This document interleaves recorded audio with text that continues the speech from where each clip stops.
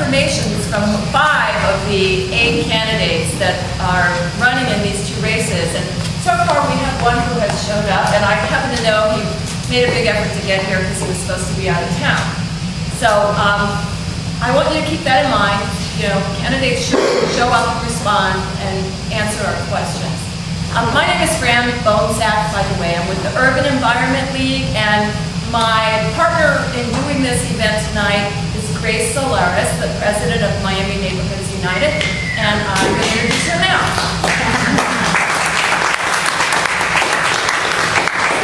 Thank you for coming. I think coming to these things is a very important thing. We need to know who our representatives to be are, how they answer. I want you to please ask questions. I guess the only one we have right here, right now, is Mr. Luis Garcia. I understand that Mr. Roena is on his way here. I also would like to invite you, those of you who've never been here before, to come to this park. It's beautiful.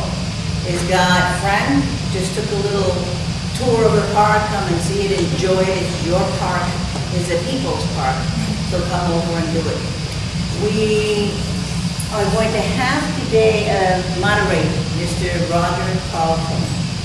He has been either in government or working with companies that support government in South Florida since 1978.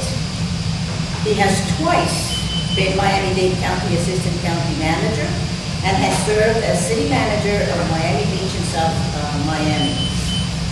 His civic career includes the Zoological Society of South Florida, the American Red Cross, Goodwill Industries, and most recently Pinellas House and the Urban Environment League.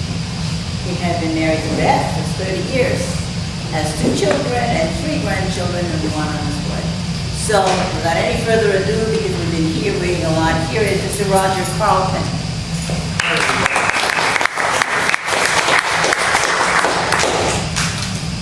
Well, I think what we'll do is change the format minimally tonight. It's hard to have a debate when you only have one person. I'm a house big personality. Knowing he still argue with himself. But so this will be informal, and Julio promises he's close by and he'll be here soon. So we'll get to see both people in these races.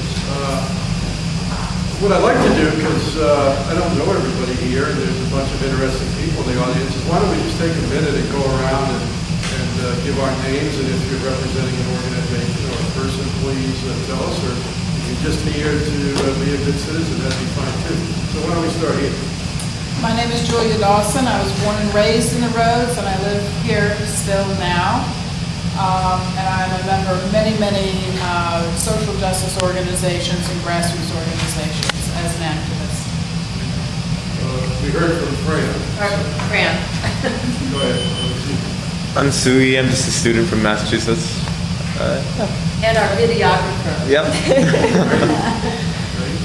I'm Jillian Schwab, and I'm with the Urban Environment League. I'm Jennifer Garcia. I'm also with the Urban Environment League. I'm Damien, a proud supporter of Luis Garcia and also his campaign manager. I'm Alejandro, the person who cooked for Luis Garcia. Emilio Gonzalez, voter. Gloria Gonzalez, voter. Carrie Cleveland, and I'm with Miami Neighborhoods United and Miami Shenandoah Neighborhood Association and Urban Environment League, Urban Paradise. I'll stop with that one. My name is Dan Berler. I work for a company called CRP, Geological and Environmental Services. It's an environmental consulting company. And I've got a couple different interests. I'm interested in urban redevelopment and just want to learn about who's running for different offices here in town. I'm going to stand up because I'm wearing my shirt. My name is Laura Stepp. I'm a county court judge here in Miami. I'm up for election this term. August 24th is voting day. Early voting starts August 9th. I hope you'll go back and read my flyer and my card. I have a lot of experience serving citizens of this community. I'd love to keep my job as a judge. I'm 107 on the ballot, so hopefully, respectfully, I ask for your support. I'm Gordo. I'm a judicial candidate. I'm not running against Laura Stein. I'm actually running in an open seat created by judges' retirement, so there is no incumbent. And I hope you'll consider voting for me. I'm one of two on the ballot, by the way. Nathan Curley, Vice President, Senator of Neighborhood Association, member of Miami Neighborhood Next. Next, Joe Wilkins, lifetime Rhodes resident, member of the Rhodes Association, school teacher. Luis Morales, member of the Cuyahoga Association.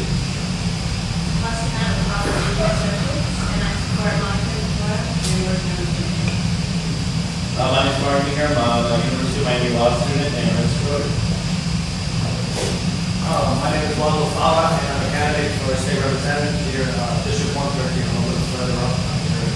I'm interested in finding out what everybody's interests are and what they're concerned about. I want to find out, I will be representing down the road a little bit with your neighbors, so I want to know what's going on in your office. Thank you so much. My name is Kevin Rivas. I live in the neighborhood. Sean Kelly, I'm working on the Community Overriding campaign.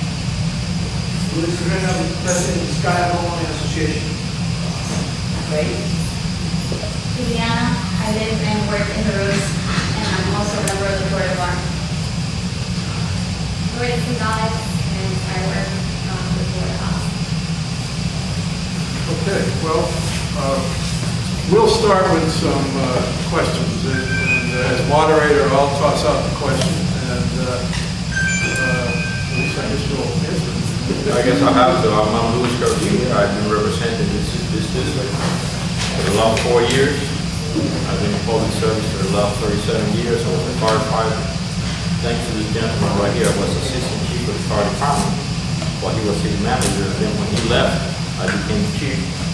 After that, I served 7 years in the Miami City Commission as a commissioner, as a vice mayor.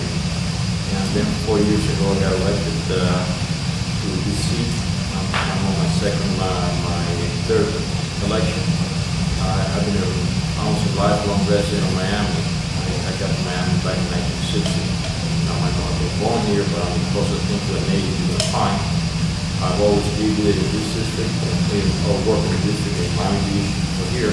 Right now, I don't know if you got my flyers. I'm probably the only candidate that whose home address and telephone number is there. I live in White 21st Road, so I'm your neighbor. I can throw a stone at you from my house here. And I welcome any questions. I'm just trying to get to know each other better. The way this works, I should have said it, is that for a period of time, I'll, as the moderator, throw out a question, and then you've got 90 seconds to try to answer it. We have a timekeeper who will be a little bit flexible, I think. This will give us a time to go through a whole bunch of questions because we don't have a lot of candidates here. But let's start with environmental issues. At least the hometown amendment, which basically says for developments, there has to be a referendum. Well, I'll tell you what. Right now, local governments are very antsy about it because it gives a greater voice to the people, not like neighborhoods like ours, like the roads. It's a charming neighborhood, and we probably help us to serve the labor of it. Again, I'm in favor of that amendment. I think that for a long time, our city has grown, tremendously and out of control. Royer, Mr. Cowell. Royer, do you mind if I take my coat off? And be a little louder, okay? Okay, I'll tell you what, I just want to talk about myself. How about if That's fine. I walk around and again, I think it's a good tool for the residents to have a say-so in their communities. Right now I was talking to Grace, and she was explaining to me what's happening with the charter school that they want to open up. That's going to bring over 1,000 kids to the neighborhood.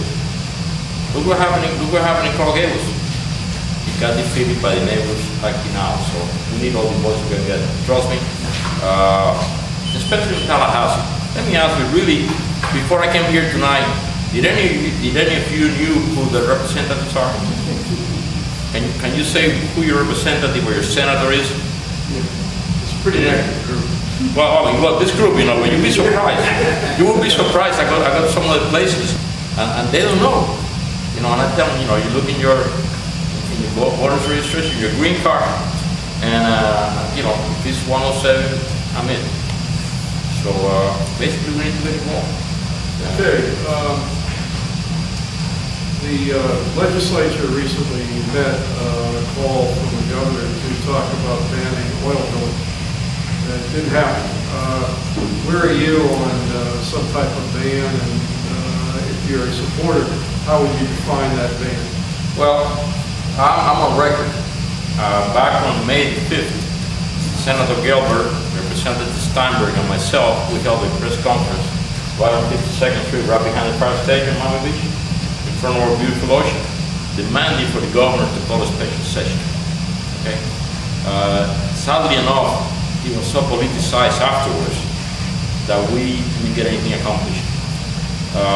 Listen, I was there a year ago, year and a half ago, when actually the majority of the House passed a resolution. Passed a resolution. I go back to my city days, and passed a bill that would allow drilling within up to 3 miles of the coast. And the only reason that didn't pass, the only reason that it didn't go into the governors was that the Senate President, Al Gore at the time, you know, didn't hear, you know, but it passed within 2 days. Some of the leaders, same leaders that would probably be the leaders at the next session, they were the sponsors of that law. Senator Herdopoulos is going to be president of the Senate, Representative Cannon, Dean Cannon, and they were co-sponsoring that law, that same law that we want to ban. Folks, I've been in Miami, I've been in Florida 50 years. I grew, you know, by the time I lived down by next to the Everglades. We live in paradise. We live in a state that our industry doesn't have any smokestacks, doesn't have any pollution. Our industry is tourism. We cannot afford to jeopardize that. Yes, I'm in favor of banning the oil. I sit on the Joint Commission on the Everglades. That was part of one of my assignments, where we were looking at, and I was a big proponent of the bridge. You know, building a bridge right here on Miami Trail that is going to allow the flow of water into Florida Bay, and I think that's the first domino in cleaning the Everglades. So let's stay on each question. Well, what I'm saying, you know, yes, I think that we miss the boat. When we went to Tallahassee, I think we missed the boat in not discussing some other issues that we should have discussed. Actually, the governor took a very courageous position, because one of the things that we should have addressed at the time was to extend the unemployment benefits, which the federal government was approved that same day. We're going to come to economic. No, but wait a second. I mean, let me explain the things that we're going to discuss. You know, so anyway, the governor, he had a direct order and he got it approved. But anyway, okay, I'm sorry. When I was city manager, I could shut them up. Now I can't. I waited a long time. There's been a long debate up in Massachusetts about massive wind farms offshore Cape Cod. And there's been litigation, and finally got to a status where they could be built, federal government rule. What do you think about that, wind farms offshore? Well, in Florida, I don't know if that's the best idea, to be honest with you.